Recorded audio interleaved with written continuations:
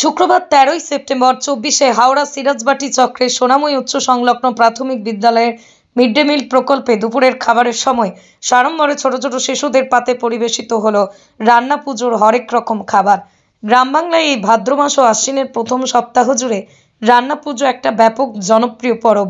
প্রথা মেনেই এদিন খাবারের মেনুতে ছিল গরম ভাত, ডাল, মিক্সড সবজির তরকারি, মাছ, আলু, কুমড়ো, তরুলি, বেগুন, পটল, ওল, নারকেল প্রভৃতি, সবজি ভাজা, নারকেল ও গুড়ের নাড়ু, চালতার চাটনি। এত কিছুর আয়োজন করার জন্য বিদ্যালয়ের 2 মিড ডে মিল কর্মী থেকে শুরু করে বিদ্যালয়ের ছাত্রদের অভিভাবক, প্রধান শিক্ষক সুমন্ত সাউ সহ অন্যান্য শিক্ষক মহাশয়গণের সক্রিয় যোগদান ছিল চোখে পড়ার মতো। এনারা প্রায় সকলেই ওই দিন সকাল 7টা থেকে বিদ্যালয়ে উপস্থিত হয়েছিলেন। রান্না চলে প্রায় দুপুর 1টা পর্যন্ত। এই উদ্যোগের খবর সোশ্যাল মিডিয়ায় ব্যাপক চাঞ্চল্য তৈরি করে।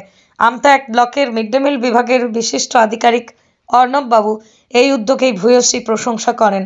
গত বছর এই অনুষ্ঠানটি প্রথম বিদ্যালয়ে আয়োজন করা হয়। এবছর এই নিয়েই দ্বিতীয় বছর। প্রাক শারদীয়া উৎসবের আনন্দ বিদ্যালয়ে আয়োজিত এই রান্না পুজোর আনন্দের সাথে কোথাও যেন সবার আনন্দেই মিশে যেতে দেখা যায়। ব্যুরো রিপোর্ট, আমার কলম।